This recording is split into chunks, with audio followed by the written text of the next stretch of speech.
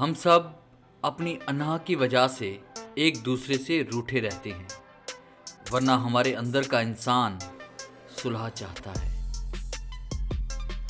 ضمیر بیچنے والوں نے کیا خوب کام کیا، جسے عروج پر دیکھا اسے سلام کیا۔ اوروں کے خیالوں کی تلاشی لیتے ہیں اور خود اپنی گریبان میں جھانک بھی نہیں سکتے۔ یہ بھی اچھا ہے کہ ہم اچھے نہیں، کسی کو دکھ تو نہیں ہوگا ہم سے بچھڑنے کے بعد۔ لذت غم بڑھا دیجئے، لو آج پھر مسکرا دیجئے۔ لذت غم بڑھا دیجئے، لو آج پھر مسکرا دیجئے۔ میرا دامن بہت صاف ہے، کوئی تہمت لگا دیجئے۔ بہت تکلیف دہ ہے سمجھدار دماغ اور محبت بھرے دل کا ایک جسم میں اکٹھے ہونا۔ انسان کی فطرت اس کے چھوٹے چھوٹے کاموں سے ظاہر ہوتی ہے، بڑے کام تو وہ سوچ سمجھ کر کرتا ہے۔ اس بارش کی طرح تجھ پر برستی رہے خوشیاں، ہر بوند تیرے دل سے ہر غم کو مٹا دے۔ میری خوبی پہ رہے ہیں یہاں اہل زباں خاموش، میری خوبی پہ رہے ہیں یہاں اہل زباں خاموش۔ میرے عیبوں پر چرچا ہو تو گونگے بھی بول پڑتے ہیں۔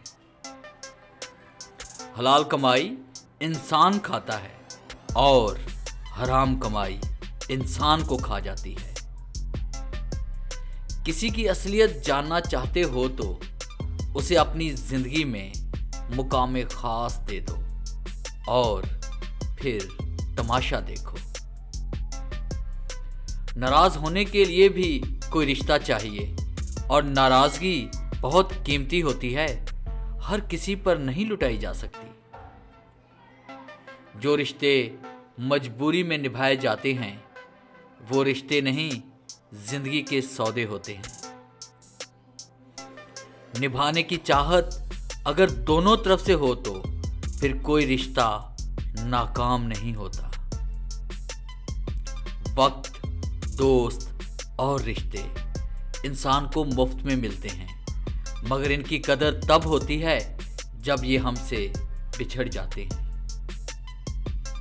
گفتگو کے لیے انسان منہ اپنا کھولتا ہے، مگر تربیت اس کے بڑوں کی بولتی ہے۔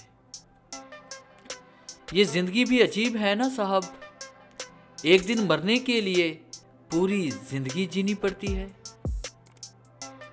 جن کو یہ علم ہو جائے کہ خدا ہر بات بہت غور سے سنتا ہے، وہ لوگ پھر کسی اور کو کہانی نہیں سناتے ہیں۔ ہتھیاروں سے جنگ تو جیتی جا سکتی ہے، مگر دل نہیں، دل تو صرف کردار سے جیتے جاتے ہیں۔ انسان دونوں معاملات میں بے بس ہے، دکھ سے بھاگ نہیں سکتا اور خوشی کو خرید نہیں سکتا۔